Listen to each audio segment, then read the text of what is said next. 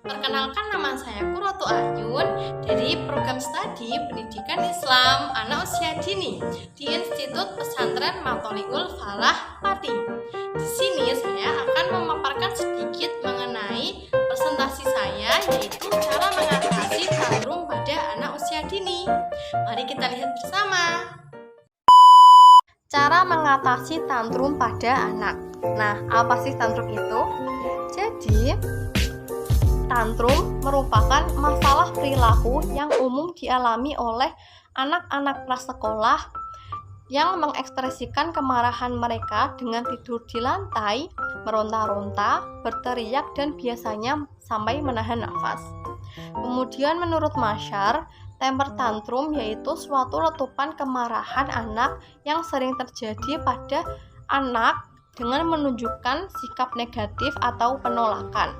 Perilaku ini sering diikuti tingkah laku seperti menangis dengan keras, berguling-guling di lantai, menjerit, melempar barang, memukul-mukul, menendang, dan berbagai kegiatan lainnya. Kemudian, menurut Tandri, tantrum merupakan perilaku menangis, berteriak, atau bisa juga dikatakan sebagai luapan frustasi yang ekstrim yang tampak seperti kehilangan kendali. Jadi, tantrum ini terjadi ketika anak menunjukkan sikap negatif atau penolakan dengan mengekspresikan seperti meronta-ronta, kemudian menjerit, menendang, dan lain sebagainya. Kemudian, akar permasalahan tantrum. Akar permasalahan tantrum ini biasanya terjadi yang pertama yaitu karena anak frustasi. Jadi ketika anak sudah frustasi ketika melakukan sesuatu, biasanya mereka tiba-tiba marah atau menangis. Kemudian yang kedua yaitu menginginkan perhatian. Jadi ketika orang tua atau pengasuh mereka tidak memperdulikan mereka, biasanya mereka tiba-tiba akan menangis atau marah-marah karena mereka merasa diabaikan. Kemudian yaitu menginginkan sesuatu. Jadi ketika mereka menginginkan sesuatu, akan tetapi orang tua mereka tidak menghendaki keinginan mereka, biasanya mereka akan menangis, bahkan berguling-guling di lantai. Kemudian menghindari melakukan sesuatu. Ketika anak tidak suka melakukan sesuatu atau kegiatan yang menurut mereka tidak menarik untuk mereka, akan tetapi orang tua mereka itu menyuruh, biasanya mereka menghindarinya dengan cara tantrum, yaitu biasanya menangis, kemudian mereka berteriak tidak mau melakukannya. Kemudian yaitu kelelahan. Biasanya ketika anak kelelahan, mereka mengekspresikannya dengan menangis secara tiba-tiba, kemudian mereka berteriak secara tiba-tiba juga. Kemudian yang terakhir yaitu lapar. Ketika anak lapar ini, biasanya mereka mengekspresikannya dengan menangis atau juga tiba-tiba menjerit, karena mereka belum dapat atau belum bisa untuk mengekspresikan keinginan mereka dengan mengatakan lapar. Jadi mereka mengekspresikannya dengan tantrum tersebut. Kemudian langkah untuk mengatasi tantrum pada anak, yaitu yang pertama, belajar mengendalikan kemarahan sendiri dan orang lain. Sebagai orang tua atau pengasuh, sebelum kita mengendalikan kemarahan anak, kita juga harus mengendalikan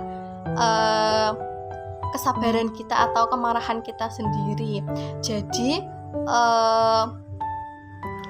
dengan mengendalikan kemarahan kita sendiri, maka mungkin kita dapat mengendalikan kemarahan kepada anak atau orang lain. Kemudian yang kedua yaitu singkat dan jelas dalam mendisiplinkan anak. Ketika anak mengalami tantrum, biasanya sebaiknya orang tua itu mengajak anak untuk mengajak anak ke tempat yang lebih sepi atau yang lebih tenang agar mereka juga dapat tenang. karena biasanya juga keramaian itu dapat membuat anak tantrum. Kemudian mengalihkan perhatian atau mengarahkan anak. Jadi ketika mereka anak tantrum, biasanya orang tua dapat mengalihkan perhatian mereka dengan sesuatu yang lainnya agar mereka melupakan emosi mereka atau tantrum yang sedang terjadi. Kemudian menemukan penyebab munculnya amarah atau tantrum pada anak.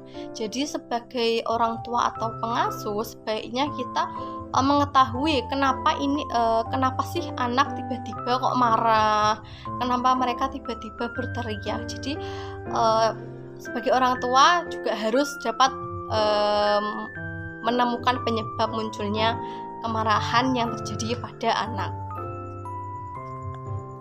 Kemudian menghindari tindakan mempermalukan anak tentang amarahnya.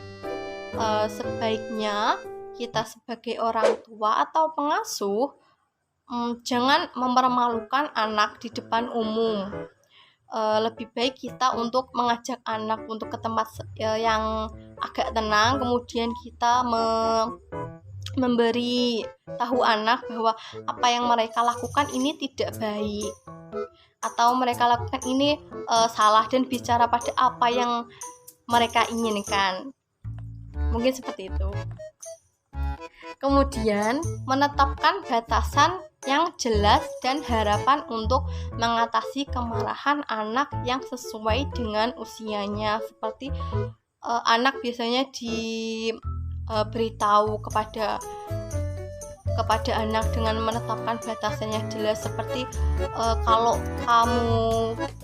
kalian pergi atau kemana, mereka biasanya dapat sebagai orang tua biasanya dapat mengatakan bahwa kalau kesini tidak boleh ini, tidak boleh itu, mungkin seperti itu. Kemudian yang ketujuh, memperhatikan, memuji, dan memberikan penghargaan atas perilaku yang sesuai. Jadi ketika anak sudah dapat mengendalikan emosi mereka atau mereka tantrum, sebaiknya kita dapat memuji atau memberikan penghargaan atas perilaku mereka. Akan tetapi memuji dan memberikan penghargaan ini juga tidak baik jika dilakukan terus-menerus, karena mereka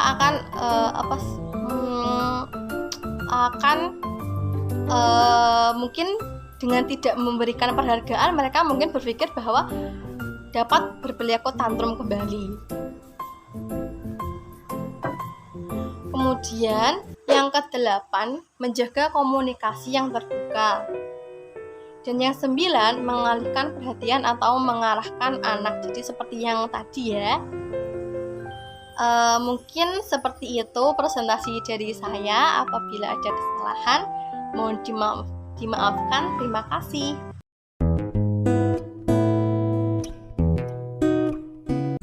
Cukup sekian presentasi dari saya. Kurang lebihnya mohon maaf. Semoga bermanfaat. Wassalamualaikum warahmatullahi wabarakatuh.